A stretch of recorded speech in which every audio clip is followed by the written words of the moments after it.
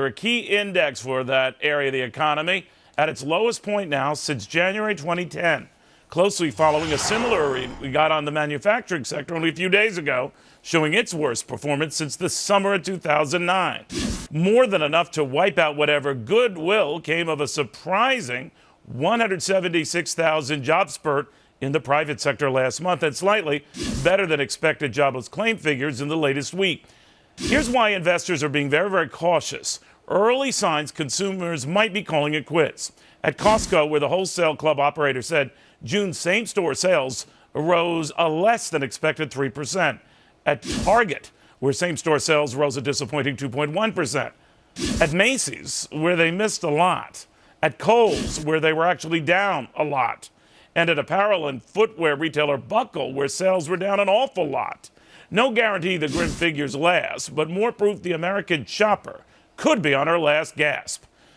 Not good for retailers still trying to wow them into their stores, and not good for a U.S. president still trying to renew a certain lease on a certain home. To stock market veteran Ted Weisberg connecting the hits and the misses. Ted, what do you make of it? Well, I think, Neil, I think you pretty much hit the nail on the head. I mean, it just seems like we're walking in the soft sand, and that sound we hear seems to be just the air coming out of the economy, and it's just everything is just simply going flat. Now this is not a good week to make any judgments. It's a short week, holiday week, but you can't argue with the numbers, and the numbers are pretty anemic.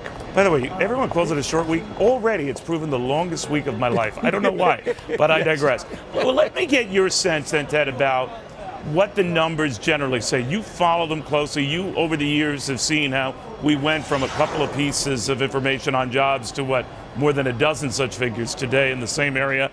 The same with retail sales, the same with individual department store sales.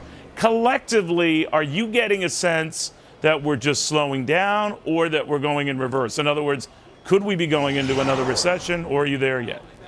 Well, because my prism is through the eyes of the investors, that we see, and the order flow that we see at Seaport, both institutional and retail, and there is simply no business. Now, there's probably a lot of reasons for that, but bottom line is I don't think there's any confidence, and I think the consumer has carried this economy almost forever, and if the consumer loses interest, I think it's not only a big negative potentially for the stock market, Neil, but it's also a big negative for the White House.